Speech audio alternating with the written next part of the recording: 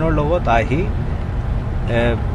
সমৰ্পণ কৰিবই লাগিব তেওঁলোকে আইনৰ আওতাত আহিবই লাগিব পইচা দিয়া মানুহ কাৰ একাউণ্টত দিছে কেনেকৈ দিছে এই একাউণ্টৰ পৰা পইচাৰ কি হৈছে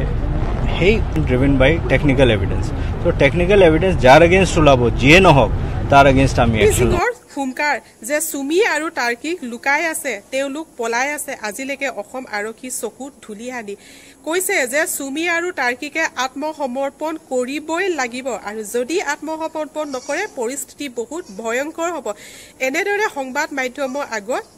জিপি সিঙে মন্তব্য আৰু লগতে কৈছে যে ইয়াৰ লগত জড়িত কোনো হাৰি যাব নোৱাৰে তেন্তে আহক ৰাজ এই ভিডিঅ'টো আপোনালোকৰ মাজলৈ আগবঢ়াইছো যে সংবাদ মাধ্যমৰ যোগেদি ডিপি সিঙে কেনেদৰে সুমি আৰু টাৰ্কিক হুমকাৰ জনাইছে আপোনালোকে মানে এই কথাটো কোৱাটো অলপ উচিত হোৱা নাই কাৰণ আইনগতভাৱে কি হ'ব কি নহ'ব আপোনালোকে অলৰেডি মানে কোনোবা এজনক দোষী ঘোষিত কৰিয়ে দিছে কিন্তু আইনগতভাৱে নোটিছ দিয়া হৈছে নোটিছৰ পিছত যদি তেওঁ নাহে তেতিয়া আইনগত ব্যৱস্থা হ'ব তেওঁৰ এগেইনষ্ট যদি এভিডেন্স ওলায় তেতিয়া একশ্যন লোৱা হ'ব মই এটা কথা আপোনালোকক সকলোক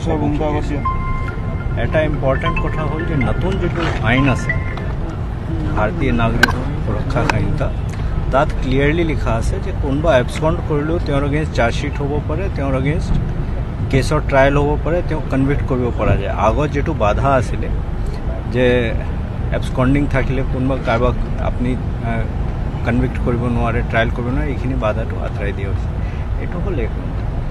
2 নম্বৰ মই পাৰ্চনেলি ভাবোঁ যে কিছু সময়ৰ কথা অন্ততঃ এক্স হওক ৱাই হওক জেড হওক তেওঁলোকে আইনৰ লগত আহি সমৰ্পণ কৰিবই লাগিব তেওঁলোকে আইনৰ আওতাত আহিবই লাগিব কোনো সেই তেনেকুৱা কথাই নাই এই মোক কৈ ল'ব কথা বৰ্তমান যেটো কেছ আছে এই কেছটো অসম আৰক্ষীয়ে নিজাববীয়াকৈ লৈছিলে এইটো এনেকুৱা নহয় যে কোনোবা আহি কেছ দিছে আমি এটা সিদ্ধান্ত লৈছিলোঁ যে অসমত এনেকুৱা যেতিয়া YBI এপৰ কথা আহিছিলে তেতিয়া মই আপোনালোকক সম্বোধিত কৰিছিলোঁ এই কথাটো কৈছিলোঁ যে YBI এপ যেতিয়া আমি প্ৰথম ইনভেষ্টিগেট কৰিছিলোঁ তেতিয়া আমাৰ হাতত যথেষ্ট তথ্য আহিছিলে যে এনেকুৱা বহুতখিনি এপ হওক নহ'লে আনৰেগুলেটেড ডিপজিট স্কিম হওক এইটো অসমত চলি আছে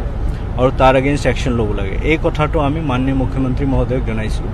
তেতিয়া তেখেতে আমাক গ্ৰীণ ছিগনেল দিছিলে যে আপোনালোকে যেনেকৈ যি হাৰত যাব বিচাৰে সেইটো কৰক তাৰপিছত প্ৰায় আজি 5 দিন 6 দিন আগতে আমি পুলিচ মুখ্যালয়ত এটা মিটিং কৰিছিলোঁ মিটিঙত গোটেই SP সকল CP আমাৰ যিমান ছিনিয়ৰ অফিচাৰ আছিলে সব আমি ডিচাইড কৰিছিলোঁ কেনেকৈ সেইটো আগবাঢ়িম এই ইনভেষ্টিগেশ্যনটো কমপ্লিটলি মই 100% কৈছোঁ 100% টেকনিক্যাল ইনভেষ্টিগেশ্যন পইচা দিয়া মানুহ কাৰ একাউণ্টত দিছে কেনেকৈ দিছে এই একাউণ্টৰ পৰা পইচাৰ কি হৈছে সেই কোনোবা ওৰাল ছাবমিশ্যন ওৰাল ষ্টেটমেণ্টৰ ওপৰত ডিপেণ্ড নকৰে যাৰ যি ওলাব তাৰ ওপৰত তেনেকৈ একশ্যন লোৱা হ'ব XYZ 2জন মানুহ 3জন মানুহৰ কাৰণে সেই ইনভেষ্টিগেশ্যন ৰৈ নাথাকে তেওঁলোকৰ ওপৰত নিশ্চয় একশ্যন হ'ব বাকী আপোনালোকে যি যেনেকৈ ইচ্ছা হয় লিখি থাকক মোৰ ক'ব লগা একো নাই কিন্তু মই এটাহে কথা ক'ব পাৰোঁ যিখিনি মানুহ ইনভলভ হৈ আছে টেকনিক্যাল এভিডেন্স যেতিয়া যেনেকৈ আহিব তেওঁলোকৰ ওপৰত একশ্যন লোৱা হ'ব মই সদায় সেই কথাটো কৈ আছোঁ DG হোৱাৰ পৰা মই সেই কথাটো কৈ আছোঁ যেটো মানুহৰ এগেইনষ্ট প্ৰসিকিউটেবল এভিডেন্স ওলাব তেওঁৰ এগেইনষ্ট একশ্যন নলোৱাটো কোনো কাৰণেই নাই এইটো এক্স হওক ৱাই হওক জেড মই এইটোত একেবাৰে মোৰ মনত কোনো শংকা নাই যিকোনো মানুহ যদি জড়িত হয় আৰু এইটো যেনেকৈ মই আপোনাক কৈছোঁ এইটো কোনো কাৰো ভাৰ্বল ওৰাল ষ্টেটমেণ্টৰ ওপৰত এভিডেন্স আৰু কেছৰ ইনভেষ্টিগেশ্যন ডিপেণ্ড নকৰে এই কেছটো 100% ড্ৰিভেন বাই টেকনিক্যাল এভিডেন্স তো টেকনিক্যাল এভিডেন্স যাৰ এগেইনষ্ট ওলাব যিয়ে নহওক তাৰ এগেইনষ্ট আমি একশ্যন ল'ম ভিডিঅ'টো এইখিনি আছিল মই এইখিনিকে আজি দেখুৱাবলৈ চেষ্টা কৰিলোঁ তো ঠিক আছে ৰাজ ভিডিঅ'টো চাই যদি ভাল লাগিলে মোৰ চেনেলটো ছাবস্ক্ৰাইব কৰি দিব আৰু প্ৰথমবাৰ যদি চেনেললৈ আহিছে তেতিয়াও চেনেলটো ছাবস্ক্ৰাইব কৰি ৰাখিব কাৰণ এনেকুৱা ধৰণৰ ভিডিঅ' যিহেতু মই আপোনালোকৰ মাজলৈ আগবঢ়াই থাকোঁ তো ঠিক আছে ৰাজ আজি ভিডিঅ'টো ইয়াতে সামৰণি মাৰিছোঁ পুনৰ লগ পাম নতুন এটা ভিডিঅ'ৰ সৈতে আজিলৈ বাই বাই